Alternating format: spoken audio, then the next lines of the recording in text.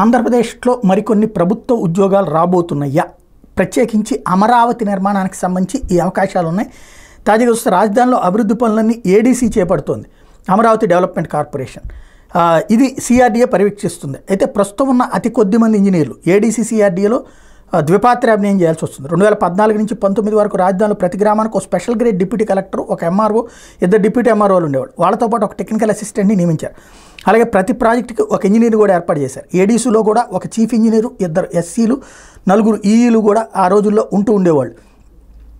2 ఎస్సీలు, 4 ఈఈలు, 15 మంది వరకు అసిస్టెంట్ ఇంజనీర్లు ఉండేవాళ్ళు.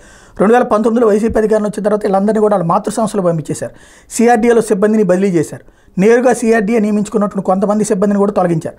ఇప్పుడు ఏ పని చేయాలన్నా చేపట్టాలన్నా ఇంజనీర్లు సిబ్బంది కొరత తీవ్రంగా ఉంది. గతంలో ఇక్కడ పనిచేసి వెళ్ళిన వాళ్ళని వెనక్కి పిలిపించుకునే పనిలో 2 సంస్థలు ఉన్నాయి. వాళ్ళకైతే అవగాహన ఉంటుందని ఆలోచన చేస్తున్నారు. వారి మాతృ సంస్థల జీతాలు ఇక్కడికి వస్తే ఇచ్చే జీతాల్లో వ్యత్యాసం ఉండటం, మరలా గ్యారంటీగా ఉంచుతారా లేక తొలగిస్తారా అనే ఆందోళనతో వచ్చేందుకు ఎవరు కూడా సంసిద్ధత చూపించడం లేదు. ఈ నేపథ్యంలో ఇప్పుడు చాలామంది ఈ ఉద్యోగాల కోసం వెయిట్ చేస్తున్నటువంటి వాళ్ళకి ఈ ఉద్యోగాలు ఇస్తారా అన్నటువంటిది ప్రధానమైనటువంటి అంశం. 778 పోస్టులకు గాను ఇందులో కేవలం 250 మందే ఉన్నారు. ఏపీ సిఆర్డీఏ ఏర్పాటు సమయంలో 5 డిపార్ట్మెంట్, 21 డివిజన్లు, 42 సెక్షన్లకు గాను 778 పోస్టులు ప్రభుత్వం అనుమతిస్తే వీటిలో ప్రస్తుతం 250 మందికి మించి పనిచేయట్లేదు.